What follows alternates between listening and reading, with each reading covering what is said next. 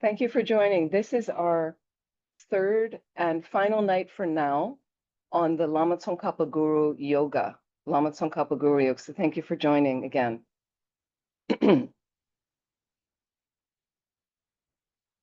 So we're going to just take a moment to set your motivation.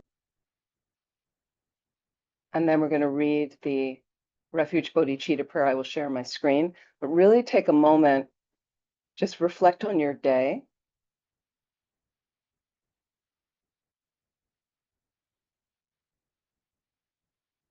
You may have set a motivation at the beginning of the day.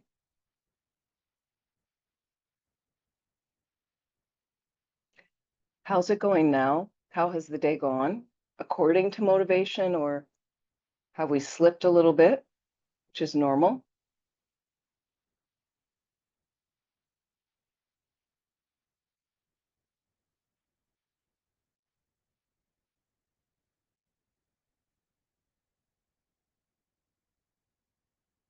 We might reflect on how much of the day was circling around our own needs, our own wants. Also very normal.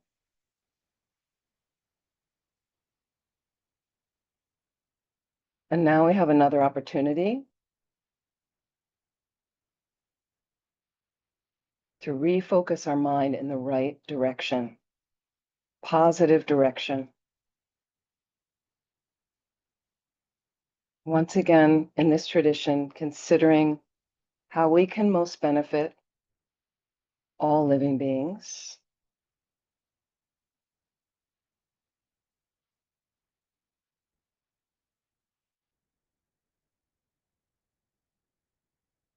In this tradition, the best way to do that is to become a Buddha, to become a fully enlightened being.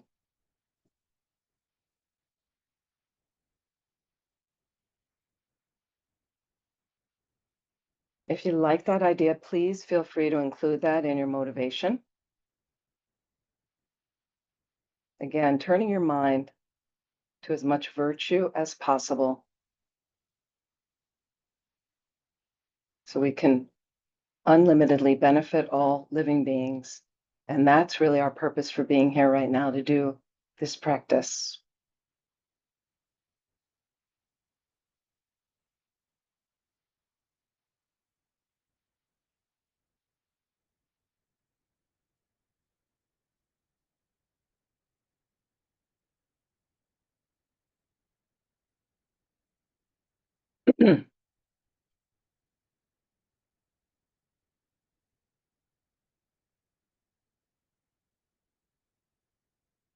Refuge and bodhicitta. I go for refuge until I'm enlightened to the Buddha, the Dharma, and the Supreme Assembly. By the merits I create through listening to the Dharma, may I become a Buddha in order to benefit all sentient beings. I go for refuge until I'm enlightened to the Buddha, the Dharma, and the Supreme Assembly. By the merits I create through listening to the Dharma, may I become a Buddha in order to benefit all sentient beings.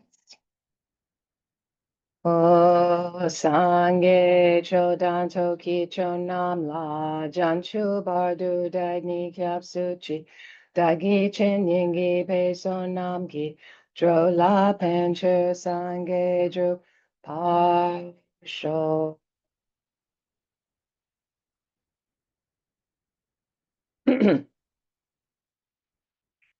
Excuse me. I just want to get an idea, please, from those of you online and in person. How many have been here for the last two sessions? Just put your hand up. Okay, is anybody's this their first session that they're doing? First session? Okay.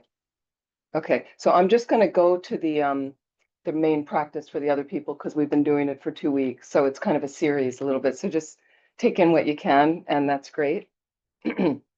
Lama Tsongkhapa Guru Yoga. So I'd like to just do the practice together, and then we'll look a little more at some other things. I wanted to say something about emptiness as well.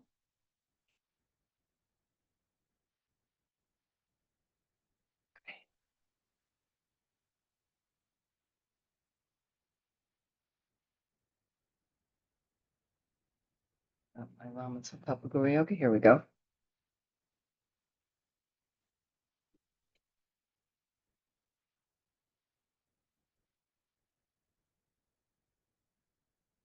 So again, Ganden Lagyema, Ganden Laja, sometimes they say in certain dialects, Lama Tsongkhapa Guru Yoga. And if you're on that side of the room, Lama Tsongkhapa is in front of you with the gold hat and his two disciples. So it should be second from the left, the Tanka, the painting in the back. Their waist is a little easier there. And this is a picture online, you can see.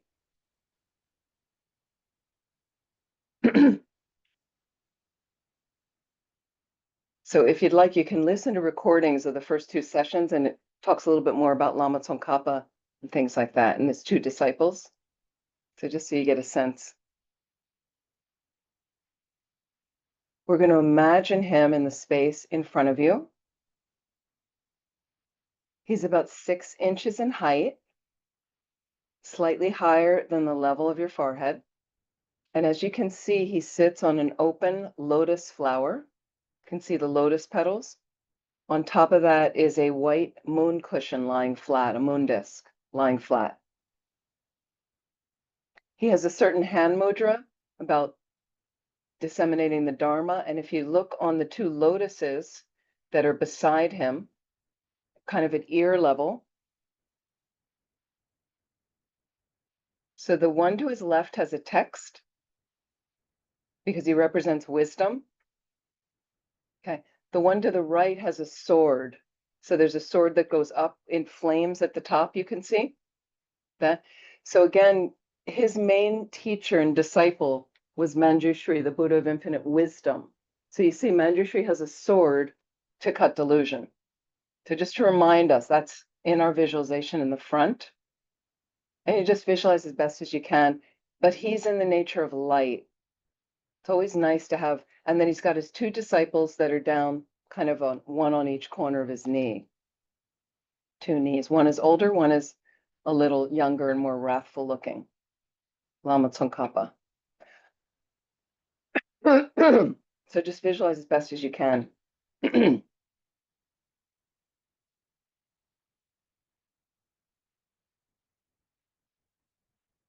we'll start with some preliminaries. So we're going to read the refuge prayer one time because we've just done it 3 times. This is one you do in your own practice, so the third line is slightly different. Really thinking about refuge, thinking about protection from suffering, qualities of Buddha Dharma Sangha that can really help us, and your own connection to that. So we can become Buddhas to benefit all living beings. So each thing we read, try to really merge it with your mind.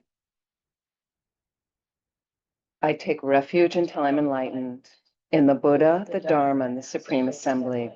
By my merits of generosity and so forth, may I become a Buddha to benefit transmigratory beings. 4 immeasurables. So incredible prayers that we are sending out to, and it's immeasurable due to all the countless beings we're sending them out to. And we also don't want to limit these prayers, starting with immeasurable equanimity, and then immeasurable love or loving kindness, immeasurable compassion, and immeasurable joy. So please feel free to join in. How wonderful it would be if all sentient beings were to abide in equanimity, free from the closeness of attachment and the distance of hatred. May they abide in equanimity. I myself will cause them to abide in equanimity. Please, Guru Deity, bless me to be able to do this. Excuse me.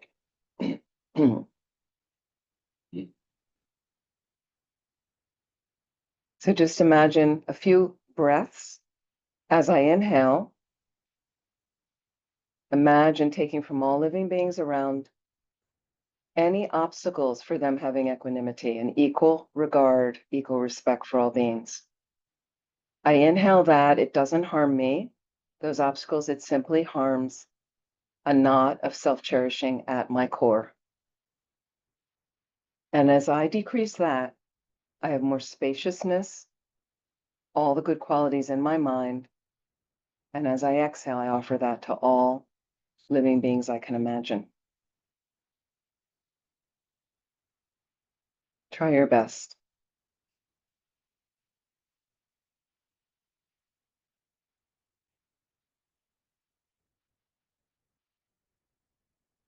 Immeasurable loving kindness.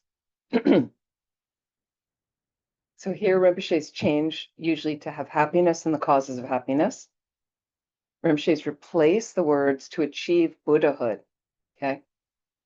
So, and again, the reason he says he's done it because happiness tends to bring to mind temporal happiness, temporary samsaric happiness. Okay. Where what you really need is enlightenment, then you're ultimately happy. So yeah, either way, in your own practice, you can do it either way. As long as you're thinking a little bit more about deeper, long-lasting happiness. How wonderful it would be if all sentient beings were to achieve Buddhahood. May they achieve Buddhahood. I myself will cause them to achieve Buddhahood. Please, Guru Deity, bless me to be able to do this. So little Tonglen again, taking and giving. I take any obstacles for them receiving Buddhahood. I breathe it in. With every inhalation, it goes to the core of my self-cherishing at my heart center. Let it decrease that, purify that. And when I exhale, from that place of deep spaciousness and love, I offer them. Wishing them Buddhahood, wishing them that ultimate happiness.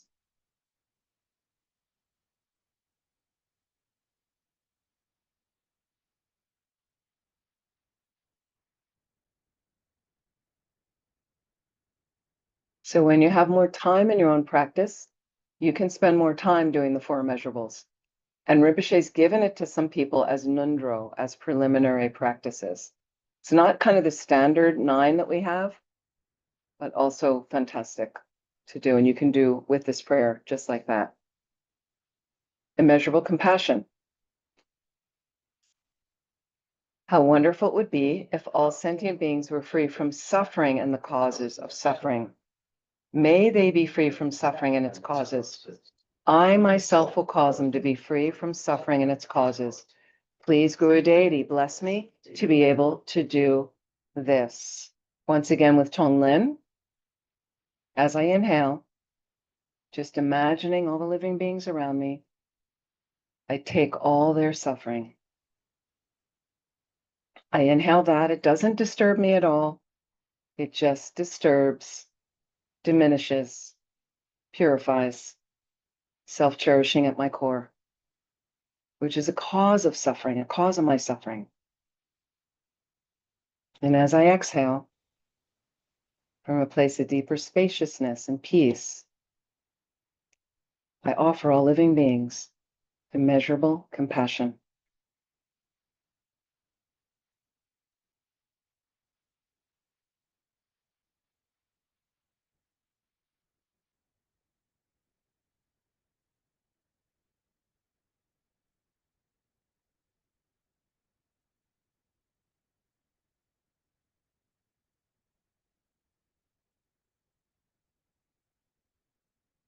The last immeasurable, measurable joy.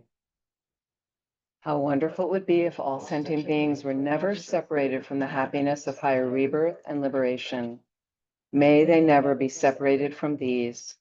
I myself will cause them never to be separated from these. Please, Guru Deity, bless me to be able to do this. So Tonglen, once again, taking from all the living beings whatever obstacles they have to merging with ultimate joy, and using it to purify self-cherishing at my core. And as I exhale, I offer measurable joyfulness to all of them.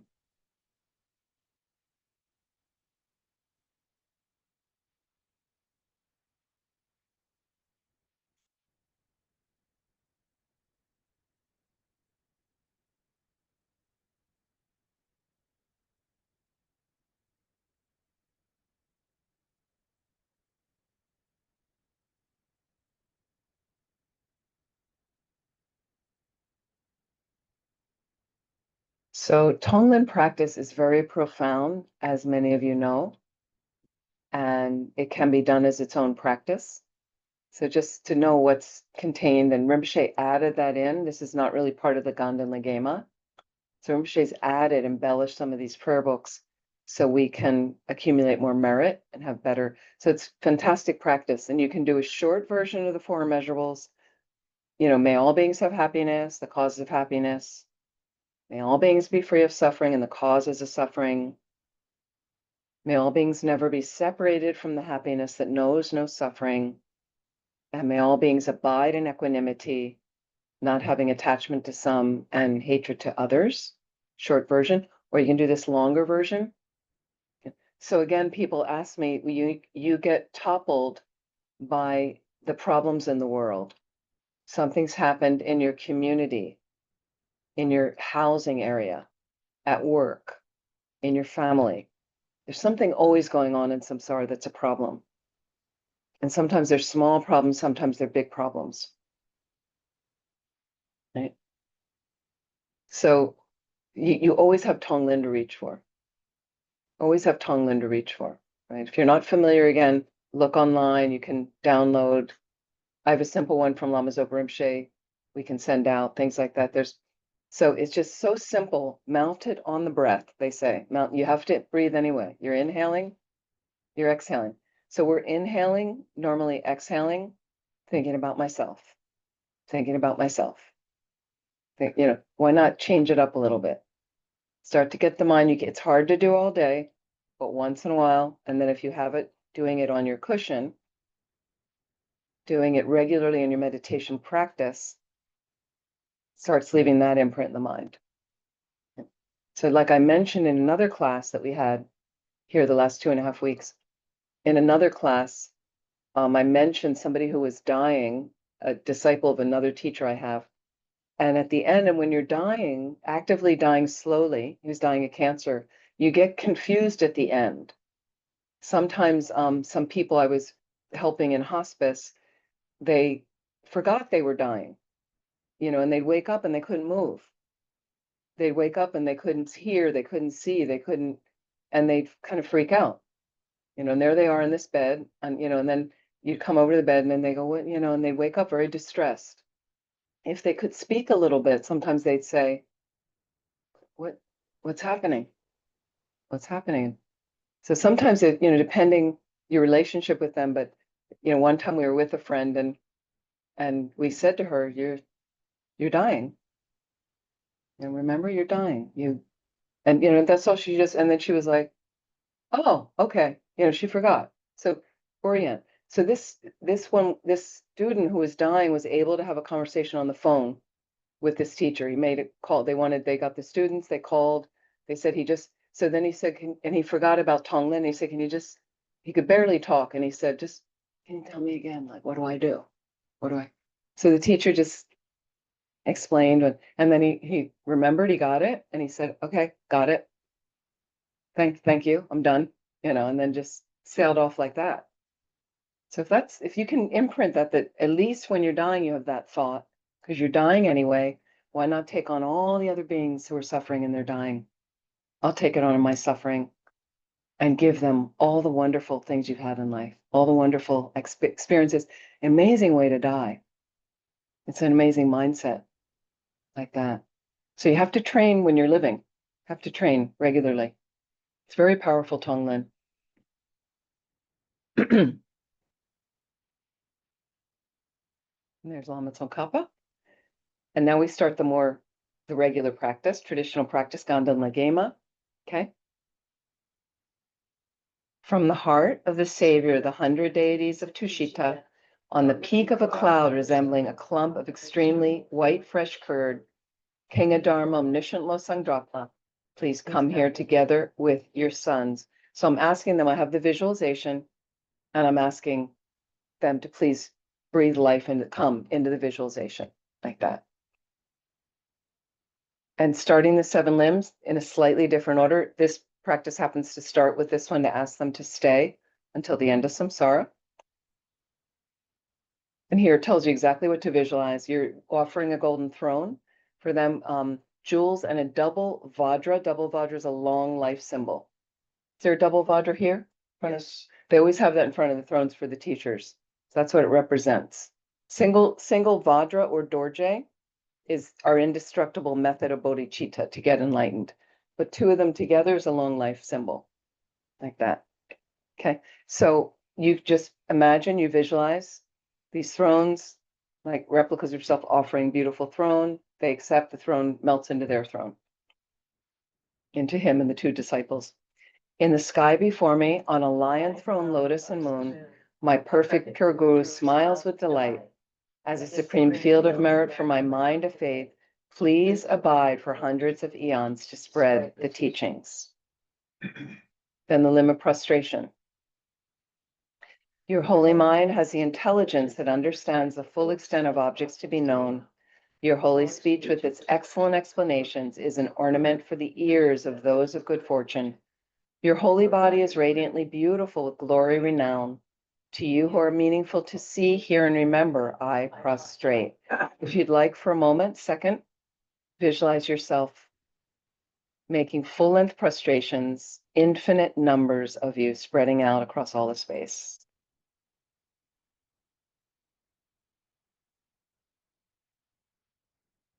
So it's also a way you can visualize doing prostrations when you can't do them with your physical body.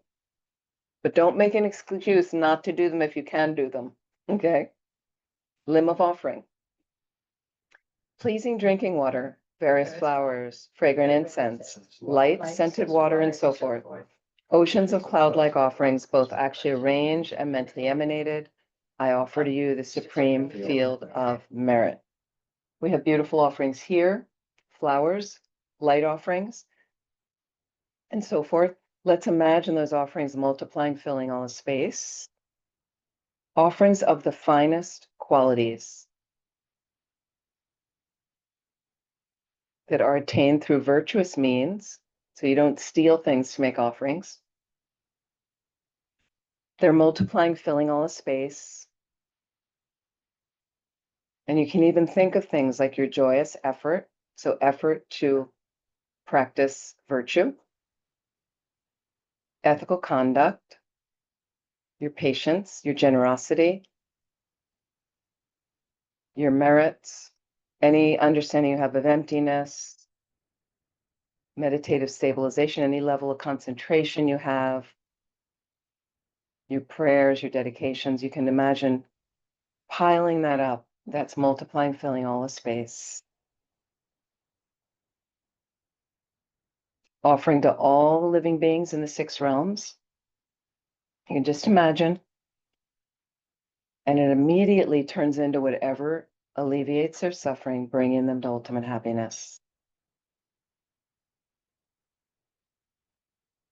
Offering to the Buddhas and Bodhisattvas, offerings that are empty, completely empty of inherent nature. And it brings great bliss to their holy minds.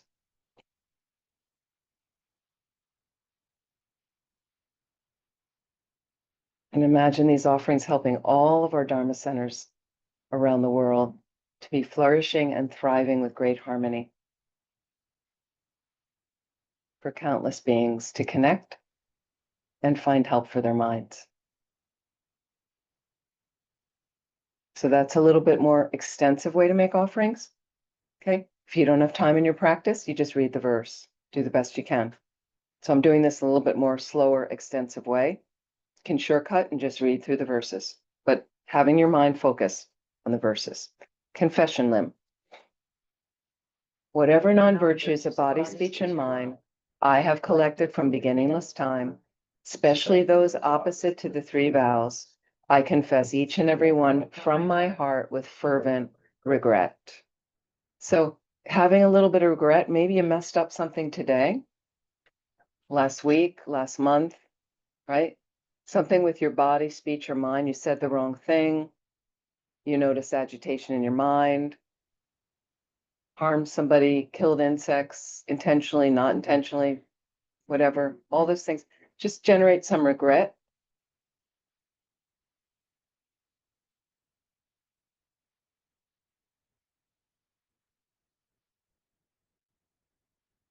Rejoicing, the easiest way to accumulate positive energy. You strove to accomplish much hearing in this degenerate age and made your freedoms and richnesses meaningful by abandoning the 8 worldly concerns. Savior, we sincerely rejoice in your extensive deeds. So just take a moment to feel great joy at your own deeds that you have done and your own good qualities in a balanced way.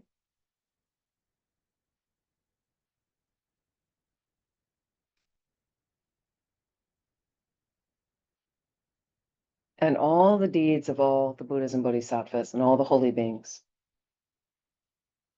Just think how wonderful it is.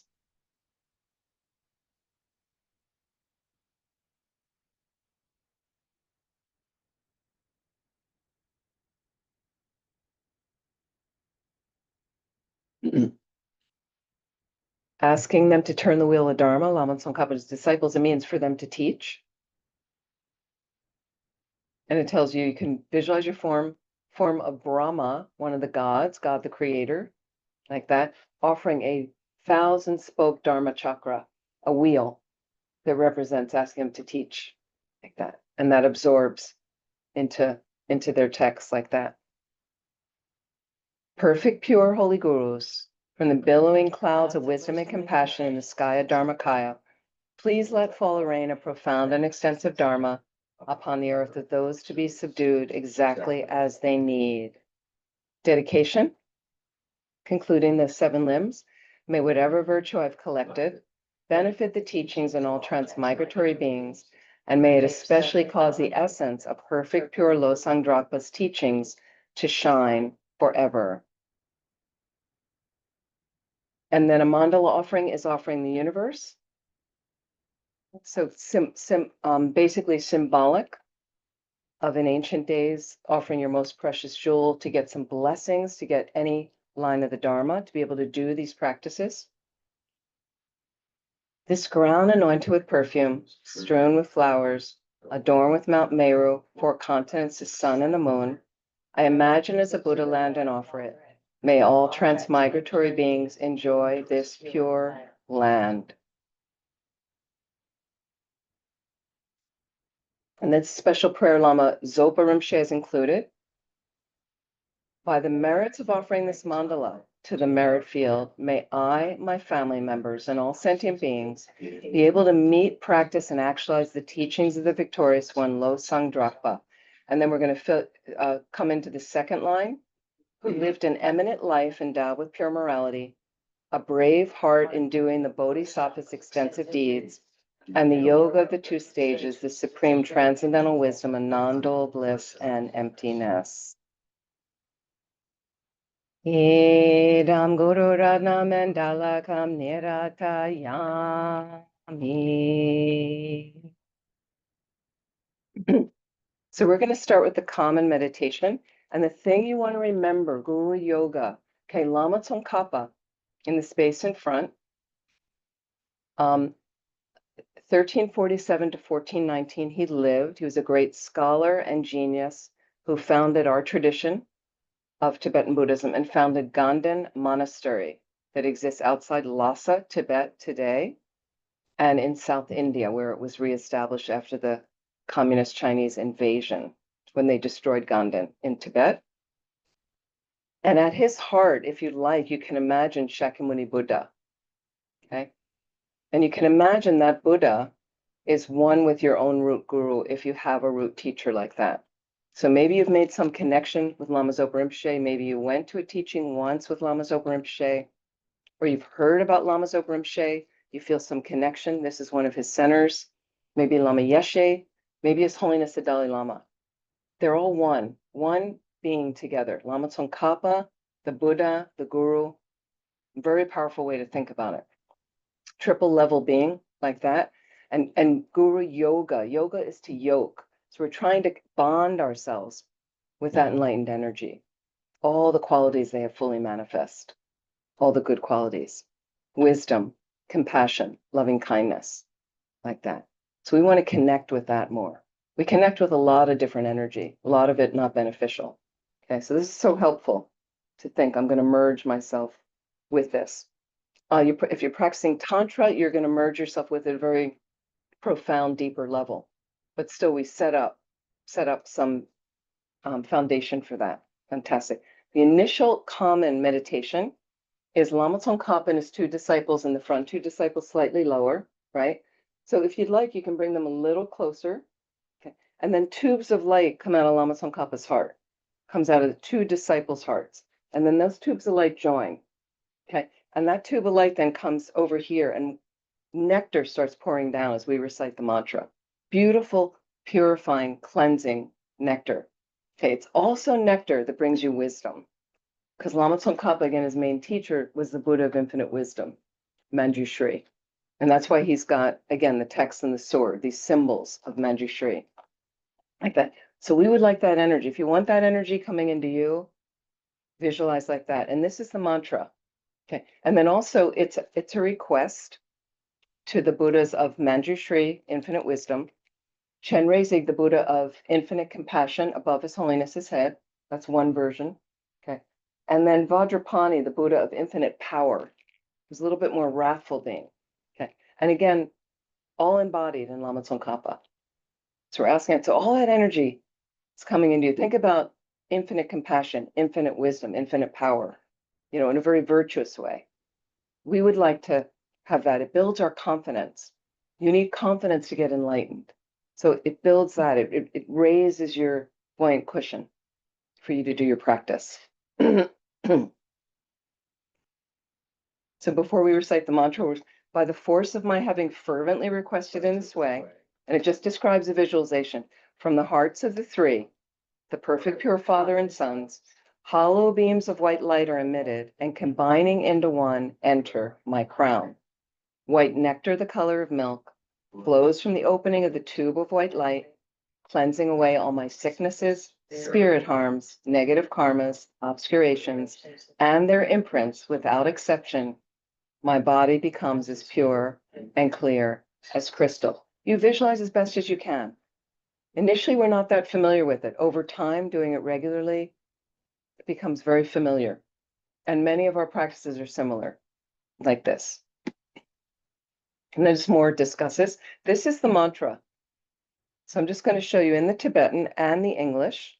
Let's recite it one time in English. Chenrezig, great treasure of non-objectifying compassion. Manjushri, master of stainless wisdom. Lord of secrets, destroyer of the entire host of Maras. Tsongkhapa, crown ornament of the sages of the land of snow. Losangdrapa, at your holy feet, I make requests. Losangdrapa is the ordination name of Lama Tsongkhapa. Lord of Secrets is referring to Vajrapani, like that.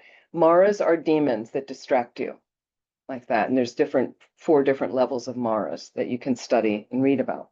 Okay, so that's in English. So what we're going to do is we're going to recite some mantras you're going to do on your own. Okay, and then let's do one time together in the phonetics, just so you get used to that. You can recite in the English, you can practice a little bit of the phonetics if you like, and you can go at any pace that you like. And when we recite on our own, once again, you are reciting, air is coming out of your mouth, doing the recitation. To really get the benefit, you have to do the recitation. It's up to you to choose, but not too loud to disturb the people seated near you. So let's try in the phonetics. Migme, Sewe, Turchin, Chenre, Zig, Drime, Kempe, Wampo, Jumpel, Young, Dupu, Malu, Jomse, Songwe, Dag, Ganchen, Kepe, Sungen, Tsongkhapa, Losang Drape, Zabla, So Wa Deb. So Wa Deb, I make requests. I make requests. So please, we'll recite some on our own. Try your best.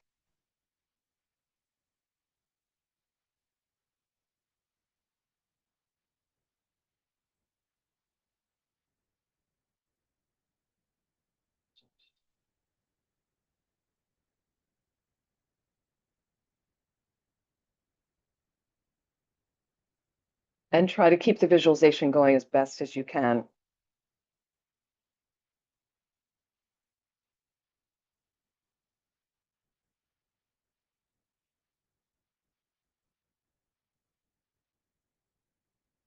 So one catch just to help you. So when you're reciting a mantra you have not memorized yet, so on your own when you're home, if you want to do this practice, say the mantra out loud over and over and over. You will memorize it. You will memorize it. Maybe it takes you a couple weeks maximum. You'll memorize. And then if you have the space to be able to do it out loud.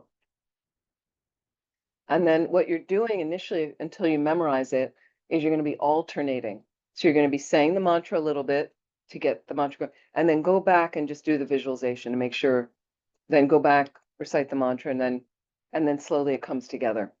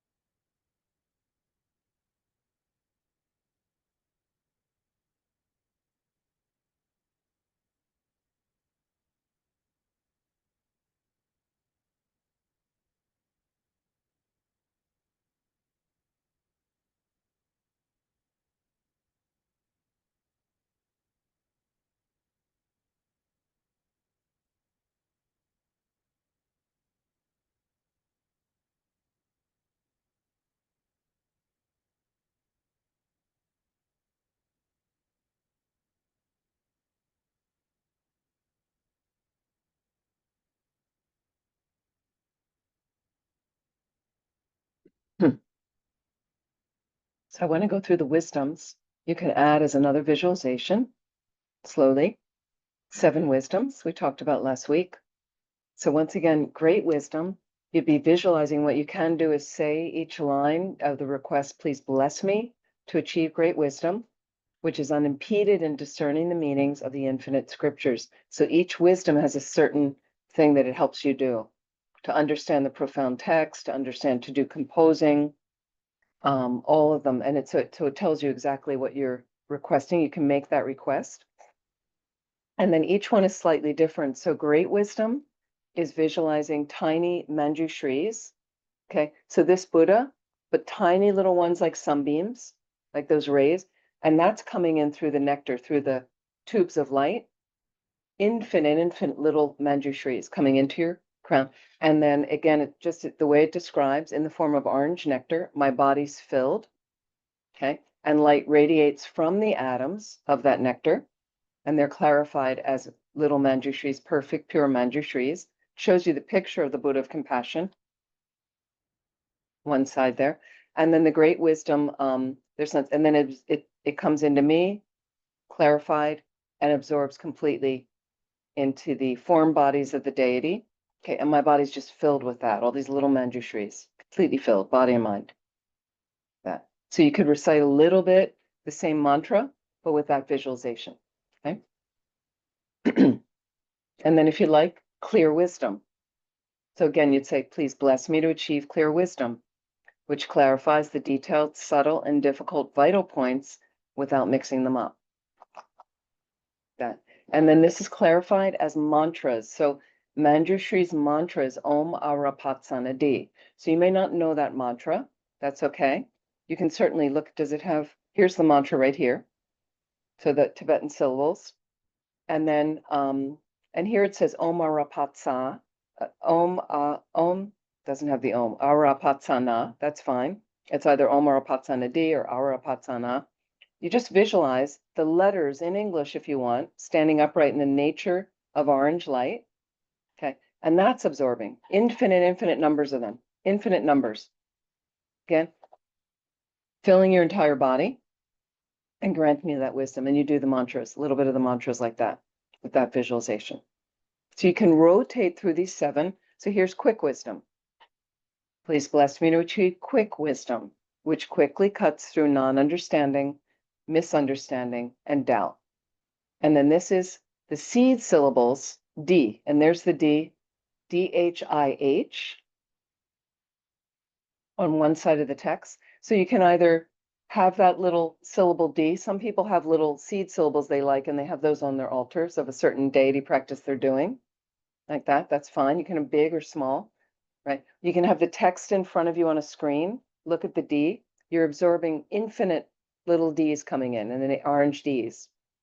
You have trouble with that? D-H-I-H, absorb those. Infinite tiny ones coming in, filling your entire body, granting you the wisdom. 4th one, profound wisdom. Please bless me to achieve profound wisdom, which is unfathomable in discerning the meanings of the scriptures. Okay, and this one comes in as Lama Tsongkhapa's implements, the text and the sword. Text and the sword. So here it has the sword on top of the text. Great way to visualize, right? So transformed. And so infinite numbers of those come in, tiny ones, filling your entire body again, blasting through your whole body. Okay. And then absorbing, and your whole body's filled, granting you this wisdom as you're reciting the mantra. Those 4 wisdoms are the more important of the 7. So at least do those 4 if you want to do some wisdoms. Great. Number 5, wisdom of explaining. Please bless me to achieve the wisdom of explaining, which gives supreme ascertainment regarding all words and their meanings. Excuse me. Wisdom is just the text alone. So then you'll be dissolving the text, fills your body, grants you this wisdom. Wisdom of debating. Please bless me to achieve the wisdom of debating, which thoroughly deprives evil propounders of their self-confidence. So you become a skilled debater as far as all of our philosophy. And this is just the sword wheels, actually. So I don't visualize it like this. I visualize swords like on a wagon wheel. There's a sword on every side, and that's coming in infinite tiny ones of these sword wheels, dissolving into you, that filling your whole body and granting you this wisdom. And the last one is the wisdom of composing. Please bless me to achieve the wisdom of composing, which gives rise to a joyous, clear understanding of the excellent words and their meanings. And this comes in as a combination of the sword wheels and texts, like that. Texts and wheels granting you, filling your whole body, granting you the wisdom of composing. So if you'd like, let's just take a moment. You can focus on any of those wisdoms, like that, whatever you remember. And let me go back to the mantra so you have that. Or you can continue the common visualization.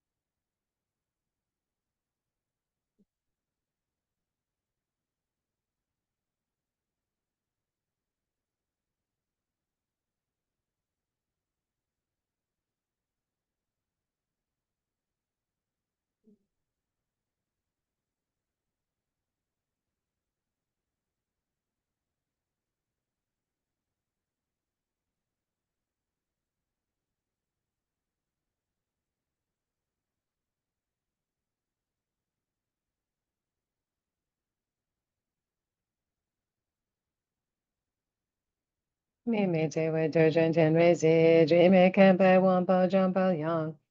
Dupu malu jumsi sangwe da, ganchin kepe tu can ton kapa. Los andrapes habla soa de.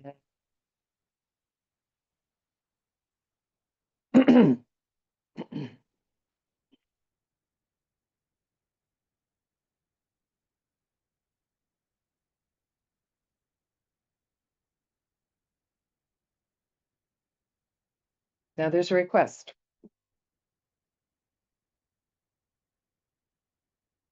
To really think about, we want these wisdoms, we need these wisdoms. Okay, so if you like this, please feel free to join in.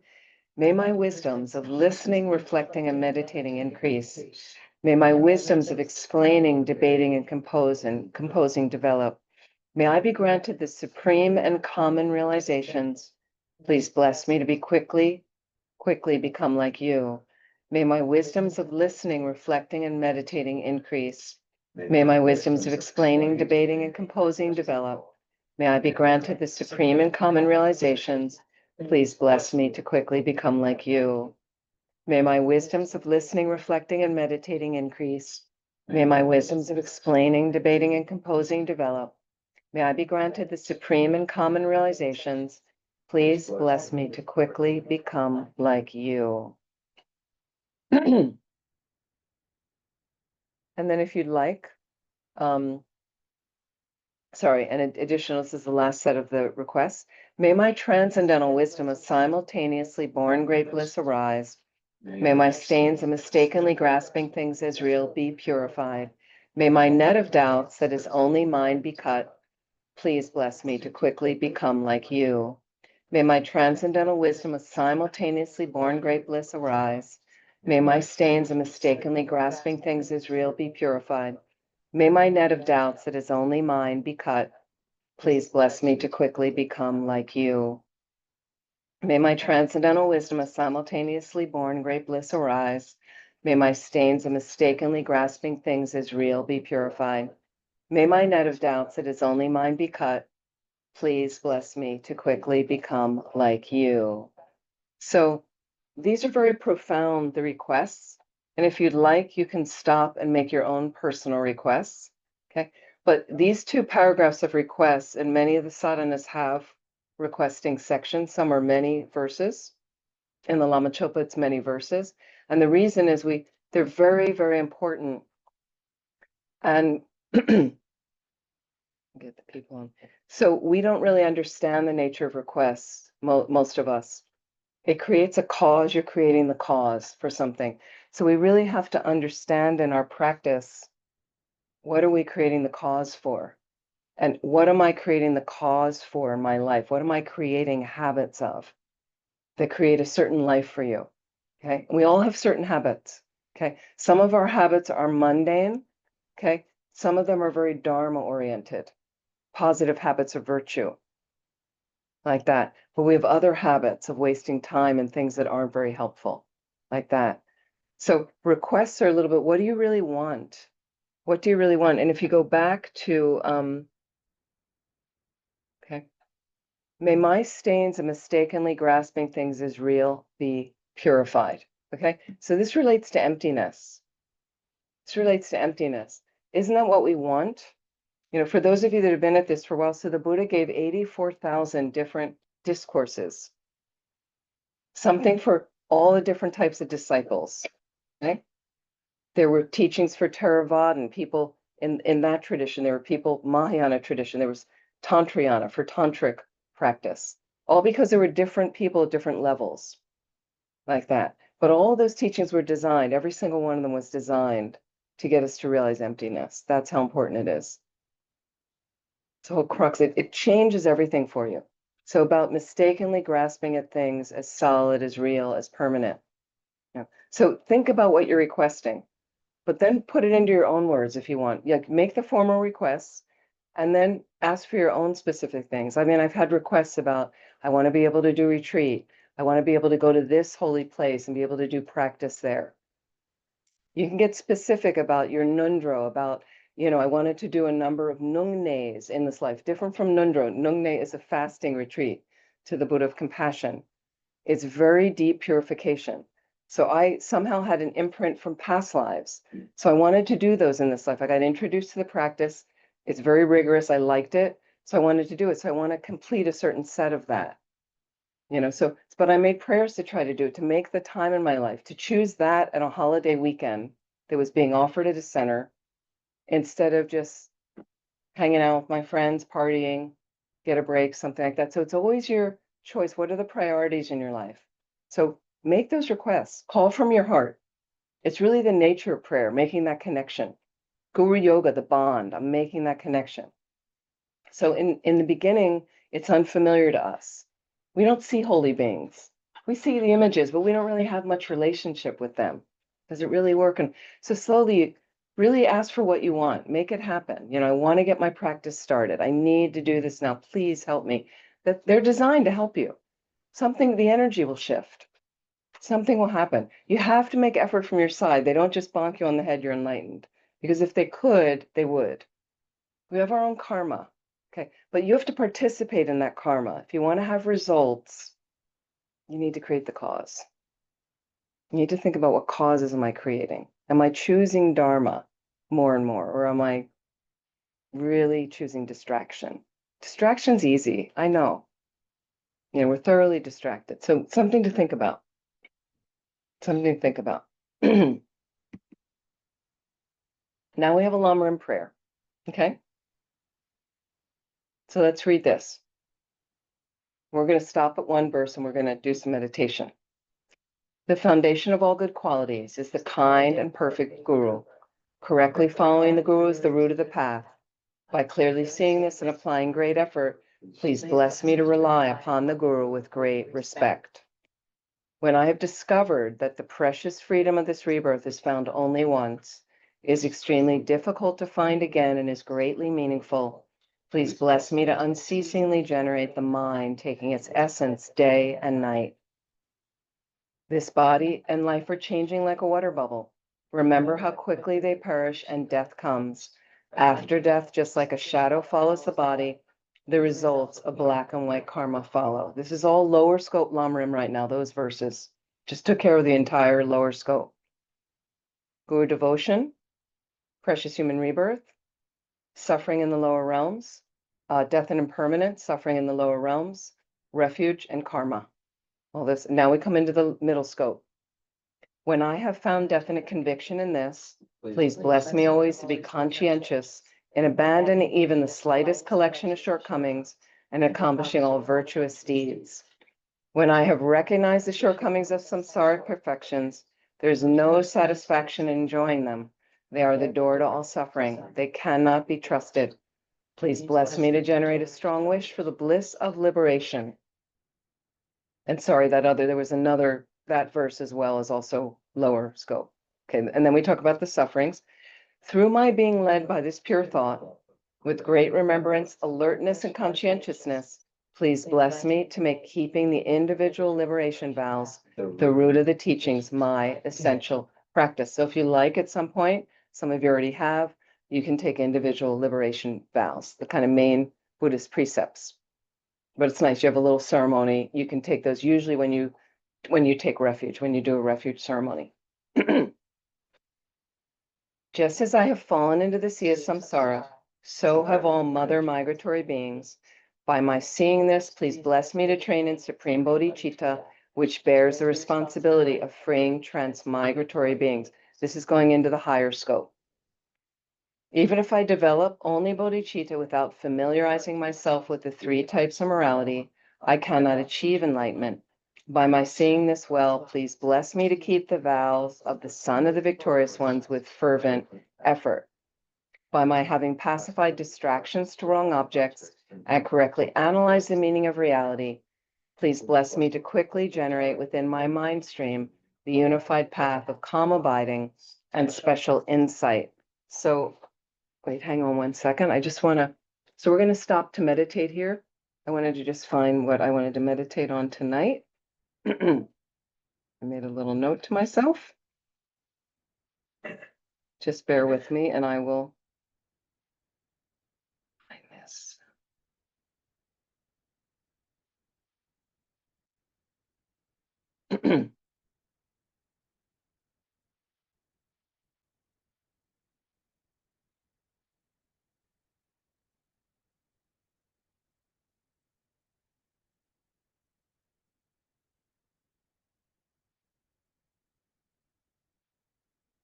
So please sit comfortably. We're going to just do a short meditation.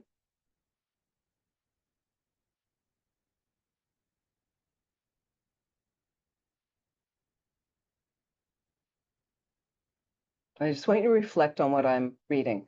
We've had some teachings before on emptiness. I just want to review a little bit. Just consider. Emptiness means empty of inherent existence because it is a dependent arising. Okay? So again, emptiness is empty of inherent existence because it is a dependent arising. So it means empty, it's absent of an intrinsic, concrete, these are all synonyms, independent existence. And because it's absent of that, it does not have that, it arises independence on other things. So any object that you're analyzing, any person, so we work with this, with any person we are phenomenally attached to. Any person we are phenomenally averted from. How do they exist? not concretely and unchanging, not existing for all time, independent of any causes and conditions that brought them into this world. They don't exist independent of any mental imputation on them, labeling them for who they are. Whether it's their name, whether it's male, female, non-binary, this race, this nationality, that nationality, merely labeled on the valid basis of designation, their body and mind, a certain configuration. Emptiness is merely designated, labeled, imputed on the absence of inherent existence. So it's imputed on the absence of that concretized nature we put on everything. That's how we experience everything. Those of us that have a diluted, imperfect consciousness. That's human nature. We concretize everything. We concretize that someone's a jerk, and then we push them away and we don't like them. We concretize somebody is incredibly attractive and wonderful, and then we attach to them. We need more of that, more of them. And we do it to all phenomena as well. And everything lacks that existence, that nature, that concretized, solid, independent nature. Nothing exists like that. So think again. The term emptiness is merely designated on the non-finding of inherent existence.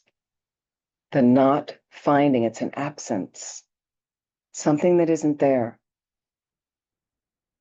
But we impute that thing that is there, that inherent nature, on everything and everybody. And that's the source of our suffering.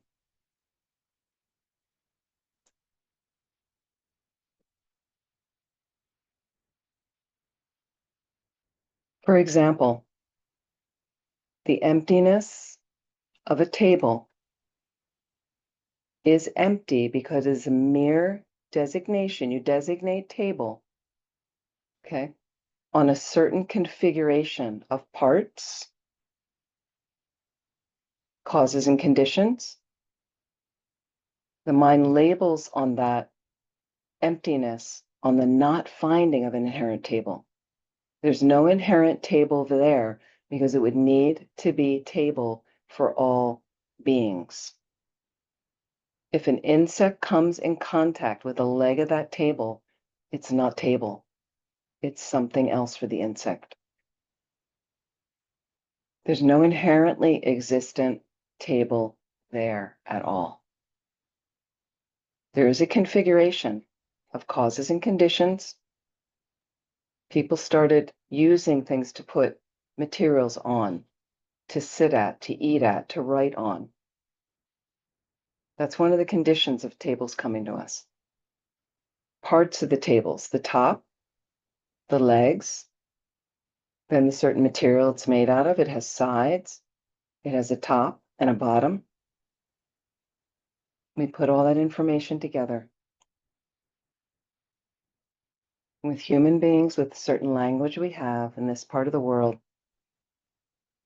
you see the valid basis of designation, and the mind labels table, and the table comes into existence in dependence on that configuration, on the parts, on the causes and conditions, on the mere imputation, labeled by the mind.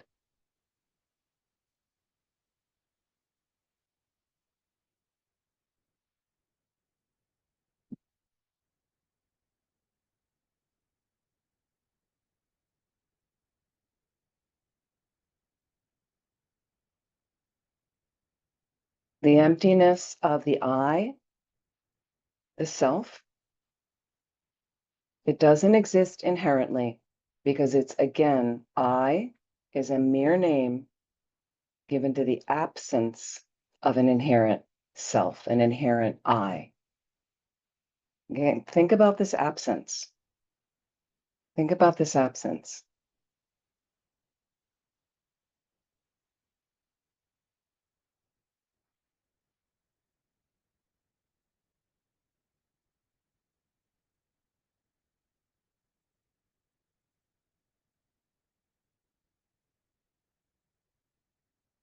There's no inherently existent I, meaning yourself, there at all. It's absent of any concretized nature. There is a conventional I sitting in your space on Zoom or sitting in this room that has to be taken care of.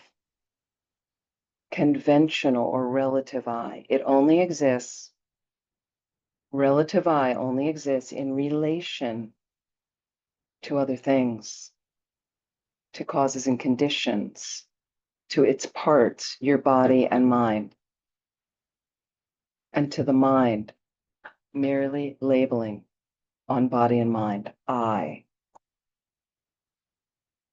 There's no concrete, permanent existence to that I. That's what we impute on it with an ignorant consciousness. And then we grasp onto it. And all the suffering comes from there. Think about the absence of that concretized I. The absence of the solid, permanent, unchanging I.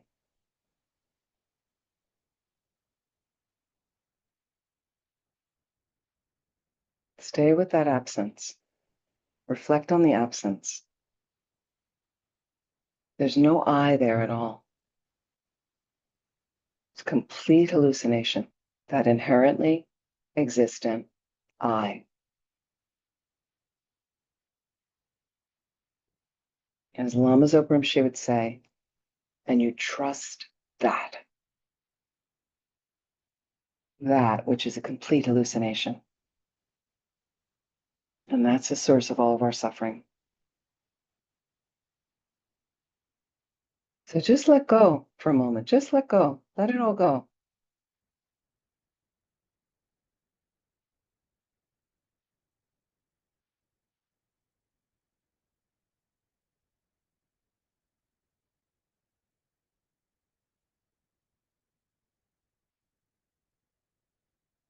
What is really there?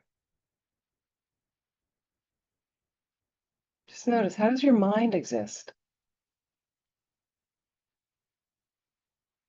What is there you can really hold on to?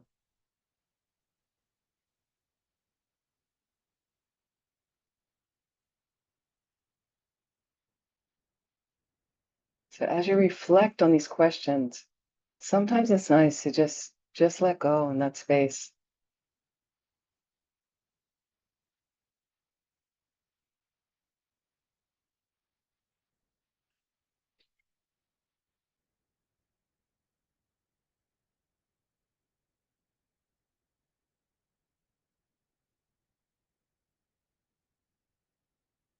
There can be deep peace, deep bliss in that space.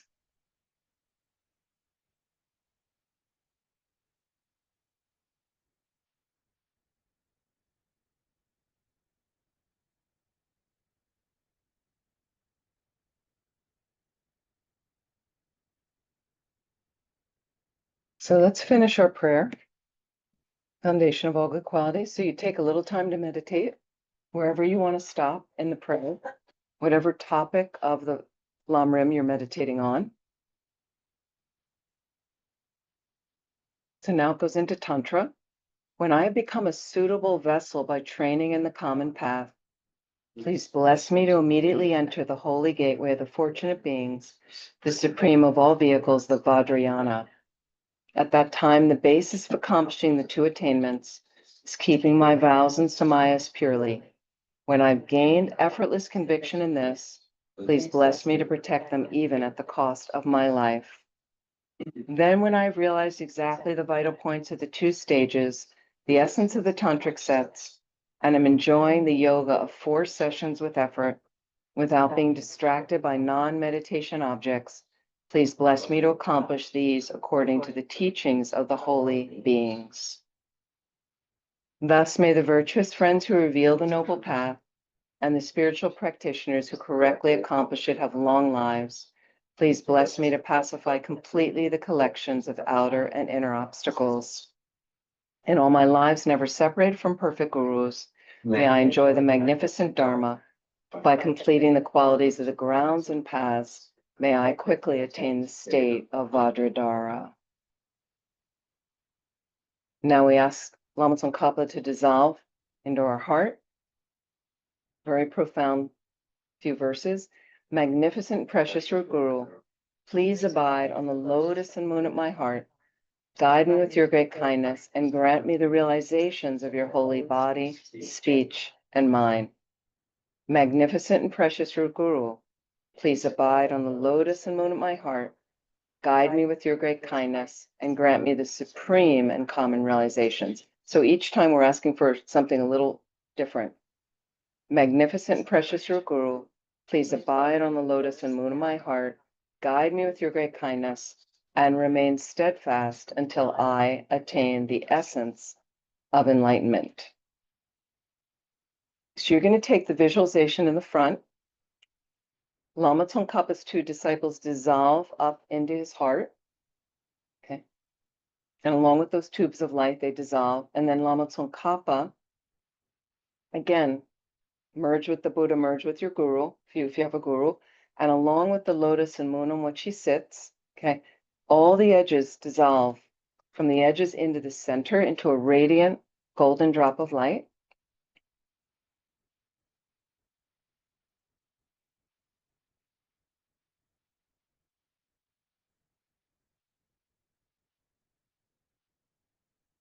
And slowly dissolve that drop into your crown.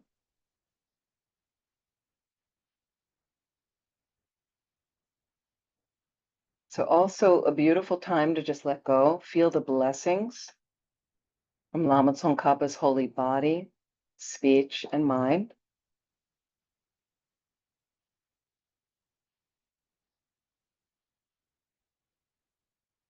And it's beautiful right here to just stop. And a little bit, you can do some Mahamudra meditation. There's something we can talk about in a future class, okay? But just look at the nature of your mind for a moment. Just be still. If you have time in your practices, you just be still and notice what's arising in your mind. How does your mind feel?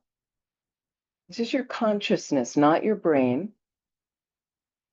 It helps the brain to function. Your mind is what allows your brain to function. The brain is physical. Your mind is not physical. But they have a unique way of connecting. But just notice for a moment thoughts that arise.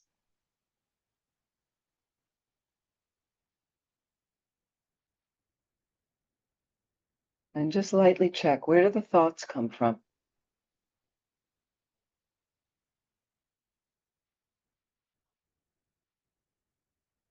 Look at the nature of the thoughts. Some of them you may not like. You just observe them. Look at them like bubbles, they float off. Let them go.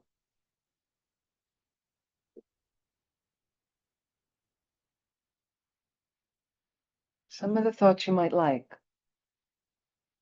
So let's enhance those thoughts. But again, all of these thoughts have very little essence other than the importance you place on them. And isn't it interesting how we give some thoughts more attention than others? Some thoughts we give too much attention.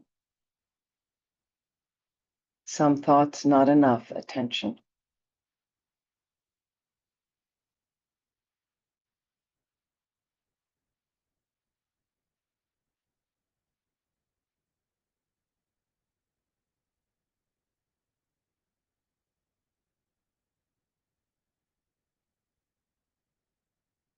Now there's actually space between the thoughts. There's actually space between the thoughts. So instead of watching the thoughts and focusing on them, see if you can find that space and focus on that instead.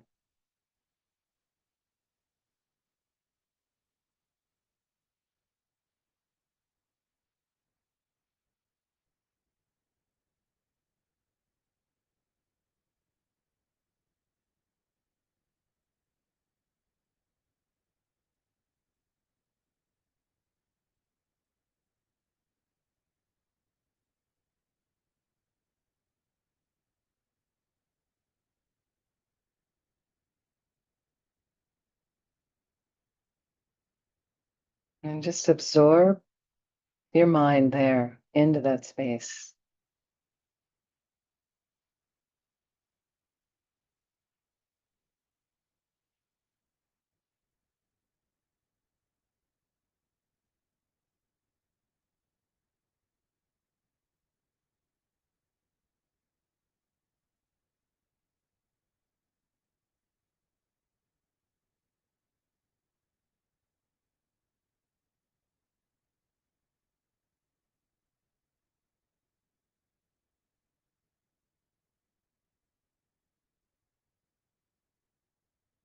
So please relax. If we had more time, we could do longer. You can do some retreats like this slowly. And I just want to ask before we dedicate, are there any questions in person, online? Any questions about what we're doing this evening, Roy?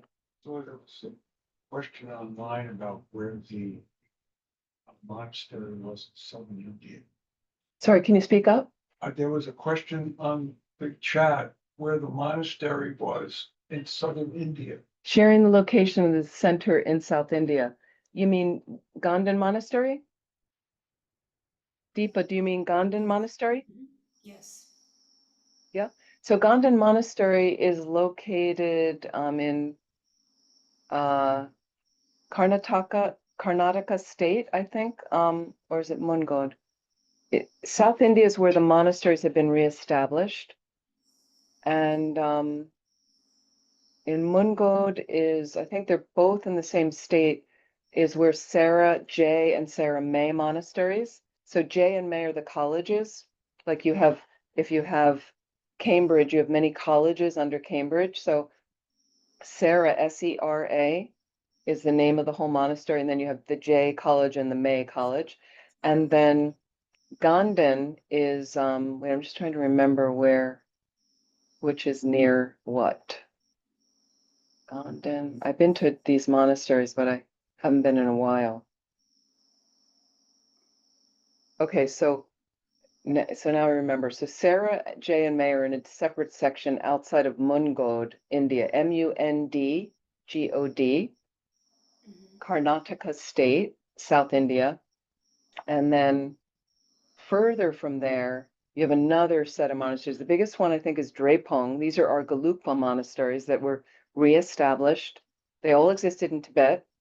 They were all destroyed by the communist Chinese in the 50s, and now they're rebuilt, partially rebuilt, or mostly they're tourist sites with very few monks now at them, and they're not very free people there. So now if you go to, I may be getting the town wrong. I forget. Oh, no, I'm sorry. Okay, I think I'm remembering now. So Sarah J and May is Bailakupi, is that town, that village. And there's Tibetan settlements around there because this is the land they were given by India. It was a jungle. They cleared it, and the monasteries now are like small cities with grand prayer halls and things. And then if you travel some hours from there, you go to Mungod, and then you have Drepung, the biggest. And Drepung has two schools, Losaling and Gomang. And then you have Gandhan Monastery, smaller, is a short drive from Drepung. So it's in that area of Mungod, I think. And you can take a train somewhere down there. I forget exactly where. Hubli, Hubli, something like that. You can look them up online. Ganden spelled Ganden. And then there's another small monastery on the other side of Drepung called Rato, Rato. And they're wonderful places to visit. His Holiness the Dalai Lama used to give a lot of teachings there. And they're kind of great universities, higher learning. And there's some nunneries, and there's also a Tashilumpo monastery near there. And there's a nunnery that's by the Sera side. And you need a special permit to be able to visit that area. They're restricted areas. Thank you.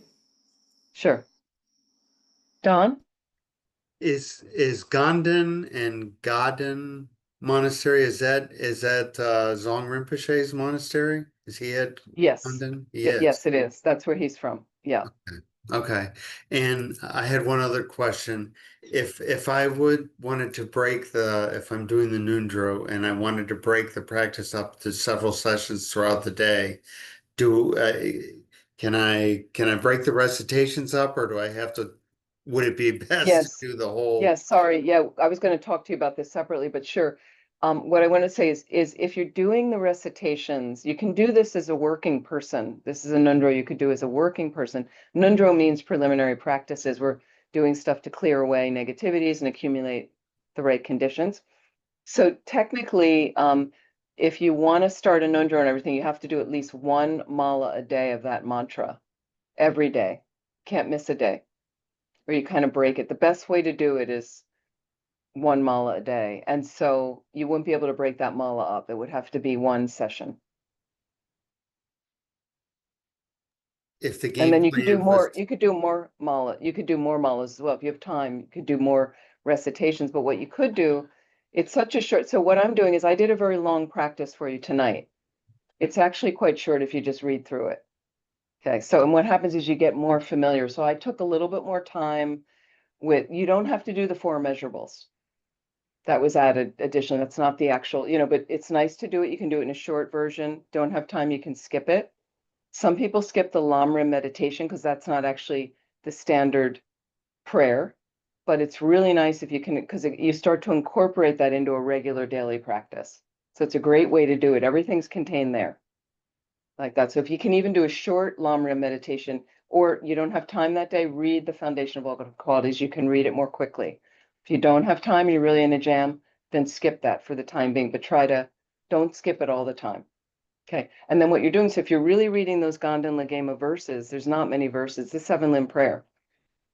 Okay, and you can read it more quickly and you get used to what to visualize each time. Like in the beginning, all of our practices are rough, like anything that was new to you that you learned. It was very creaky in the beginning. You had to learn, you had to look at your notes, it's like that. And then a couple weeks later, if you do it regularly, it starts flowing. You know what to visualize, you don't have to look at the book.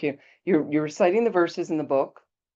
Sometimes people memorize them, but if not, you have the book recite. But you just recite them. Have some feeling, have your mind there, focus. Then you get to the mantra. Okay. So initially the mantra will take a long time to recite. Slowly, it starts to come more quickly. It starts rolling after a while doing it regularly. Does that help? yes, very good. Thank you. So again, if you want to do a session a day, that's great.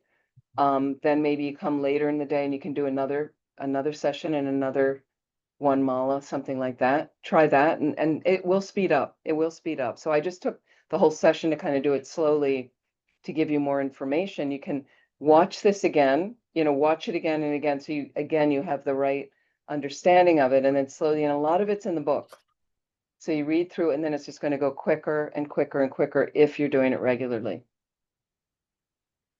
So please, I ask all of you to please have the patience with your practice. People give up. They get tired. I don't know what I'm doing. This is really hard.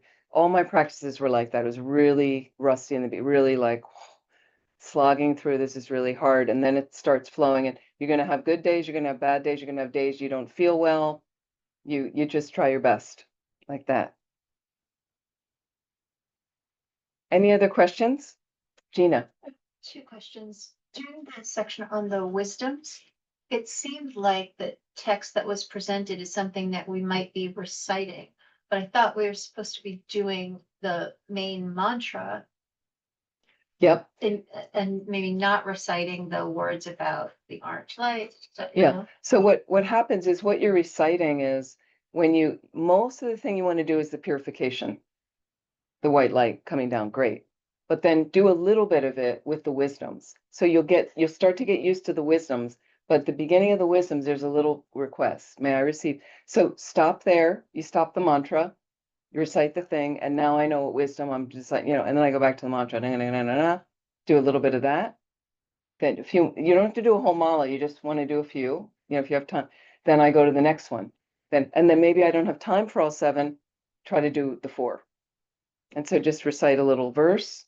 Please grant me the wisdom of this, that I can, then back to your mantra, then the next wisdom, a little bit like that. So you don't have to read the description of the wisdom. Once you know what you're visualizing, you don't have to recite it, you just look at it on the page. got it. Oh, what am I doing here? Oh, I've got the Manjushris. Okay, great. Got it. Visualize that. Oh, now I got the mantras. Let me just look at the mantra on the page. Great. Just imagine like that. Thank you. And should the goal, since I'm new to the practice, it's clearer if I'm doing it in English, but should the goal specifically for the mantra be to not do it in English? You can do it in either. Okay. Doesn't matter. Okay. For me, I learned it first in the Tibetan from where I went, and it just flowed better for me. So I just did it in Tibetan. Okay. No, you can do it in English. Thank Some people do a little bit of both. They perfectly fine. Alternate, yeah. Okay. The main thing is that visualization and the connection that the guru, and then at the end, the dissolution. So, it's a little stronger once you have highest yoga tantra. But again, those blessings, Lama Tsongkhapa, as one with the Buddha, one with the guru, can be, the little bit more faith you have in it, the stronger it is for you. So initially we don't really know what, we don't get much feeling, but you just he's there, he knows, he's there to help. That. Thank you. Sheil. Hi, Venerable. Can you just clarify something really quick? Is this like what we just went through, is this like guru yoga? Is this a nudro? Like how do I do this? Because you taught us um green Tara and then you've taught us this.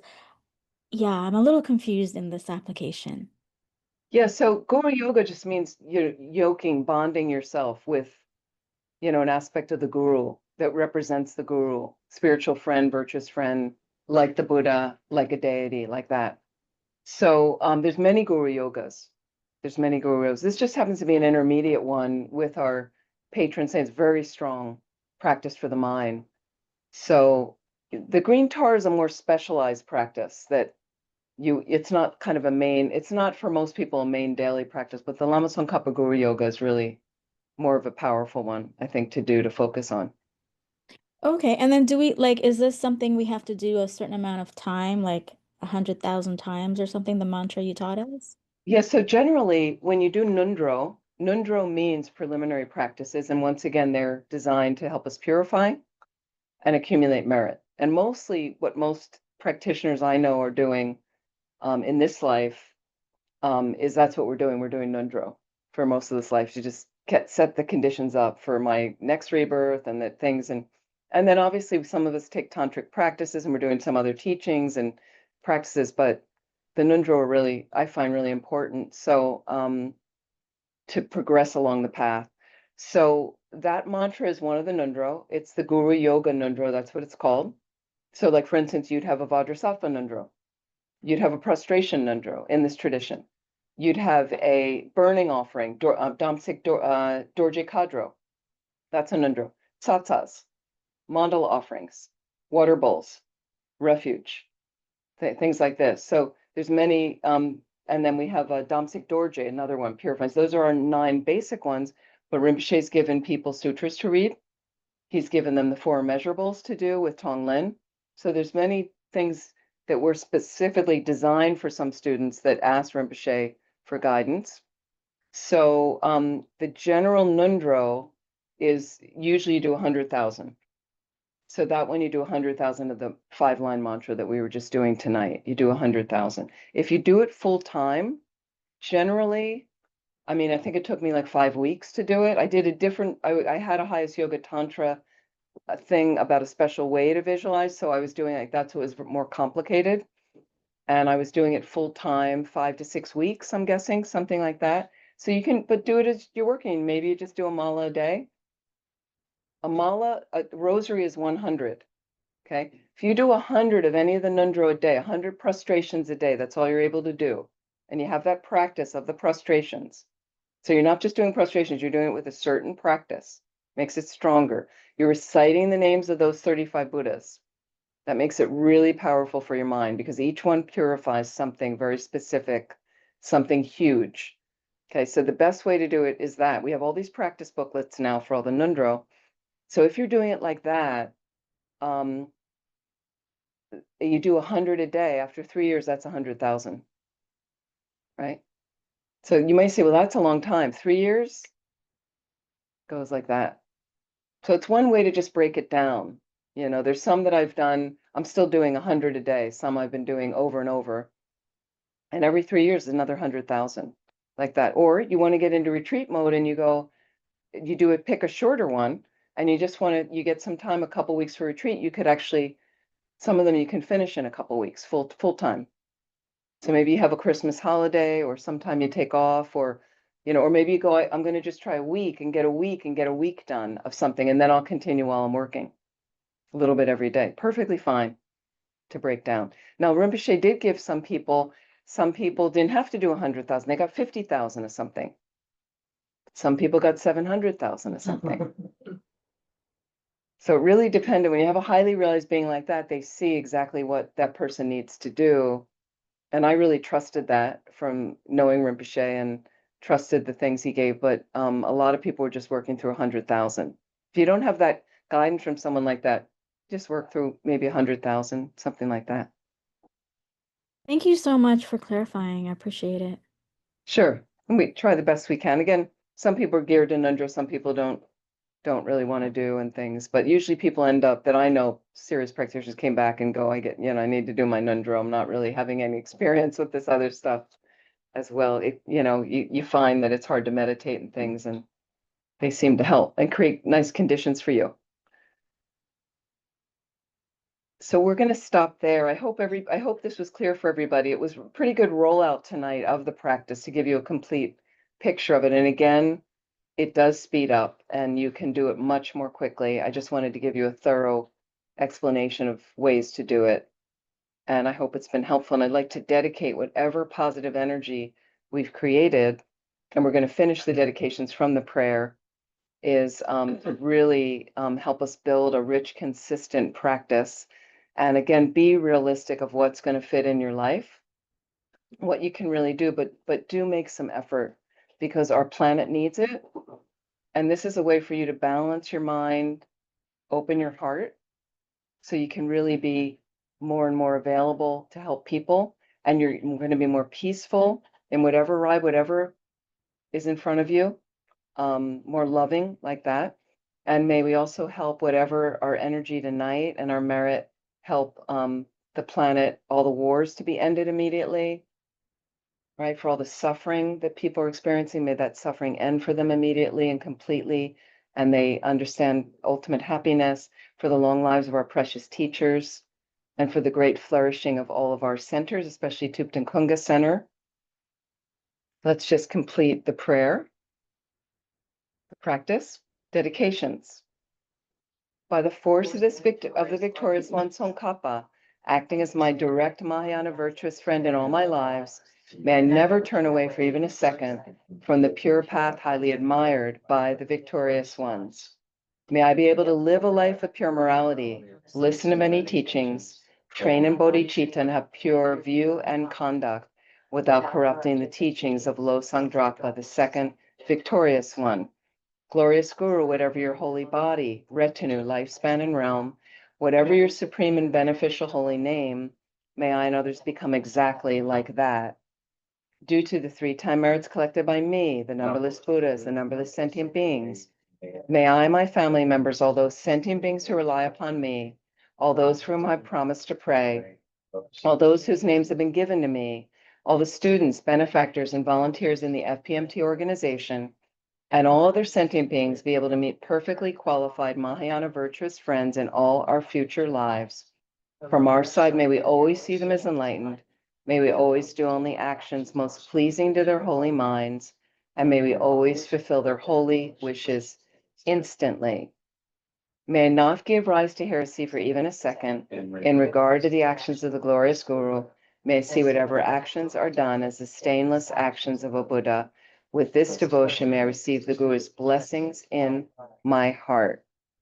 His Holiness the Dalai Lama, incomparably kind and supreme Tenzin Gyatso, the wish-granting, wish-fulfilling jewel, source of every single benefit and happiness in this world, may you have a long life and all your holy wishes be spontaneously fulfilled. And one last prayer for Rinpoche's swift return.